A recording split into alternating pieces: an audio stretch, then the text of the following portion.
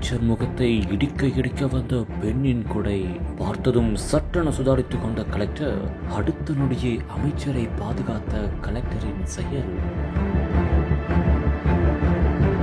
சென்னை ஆவடி நகராட்சிக்குட்பட்ட அண்ணனூர் ஜோதி நகர் பகுதியில் திட்வா புயல் காரணமாக கனமழையால் வெள்ள நீர் சூழ்ந்துள்ளது. இதனால் உடனடியாக அமைச்சர் KN நேரு, நாசர் மற்றும் திருவள்ளூர் மாவட்ட ஆட்சியர் பிரதாப் ஆகியோர் ஆய்வு செய்ய அங்கு சென்றுள்ளனர். அப்போது ஒரு பெண்ணின் குடை அமைச்சர் நாசரின் முகத்தின் அருகே இடிக்க வந்துள்ளது. அதை பார்த்த மாவட்ட ஆட்சியர் பிரதாப் உடனடியாக சட்டென சுதாரித்துக் கொண்டு அந்த குடையை பத்திரமாக வாங்கி அங்கிருந்து எடுத்துச் சென்றார்.